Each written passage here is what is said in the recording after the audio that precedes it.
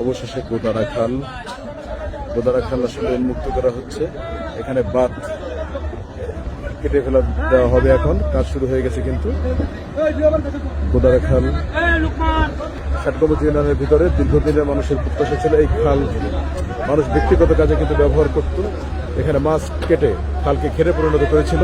অবশেষে সরকারিভাবে 2.5 কিলোমিটার কিন্তু খাল খনন কাজে শুরু হয়েছিল, মাঝপথে কিন্তু বাধা আসছিল। এই বাঁধটা আসলে কাটবে না। অবশেষে কিন্তু স্থানীয় জনগণের সবাই উপস্থিত থেকে কিন্তু বাঁধ কেটে দিচ্ছে। কিন্তু আপনারা দেখেন এই বাঁধ কেটে ফেলা হচ্ছে। দীর্ঘদিন পরে কিন্তু উন্মুক্ত হচ্ছে বাগেরহাটের এই গোদারা খাল।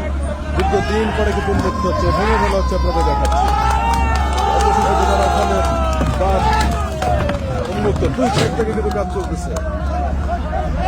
মানুষ কত উচ্ছ্বাস উদ্দীপনা নিয়ে কিন্তু দেখতেছে। দেখেন মানুষ উচ্ছ্বাস, চতুর্থ মানুষের উচ্ছ্বাস সৃষ্টি হয়েছে। এখানে দেখেন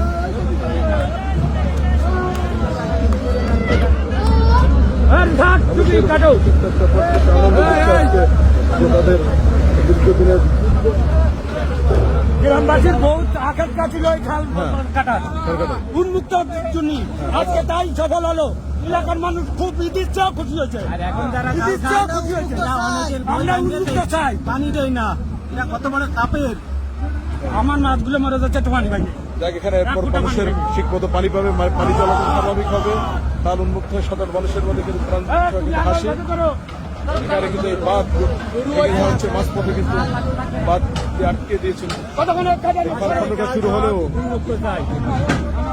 এরকমের কয়টা খাল আছে এই এলাকায়? অন্তত 10টা খাল আছে এরকম, ওই বছরটা সব এরকম বান্ধা। কোন লোক এলাকার লোক ভোগ করতে পারে না, এলাকার লোক ভোগ করার জিনিস চায় না, চাই উন্মুক্ত, তা পারে না। বাইরের লোক আছে খায়, লোক আছে সেটা খায়, সবাই মনে করে লোকরে খাল উন্মুক্ত চাই। আমাদের সবার একটাই দাবি, খাল উন্মুক্ত, আর কোনো দাবি নেই। আমাদের এলাকার চাই আমরা খালটা উন্মুক্ত, আমাকে মাথায় কাটা দিয়ে চলে যায়। খাল আছে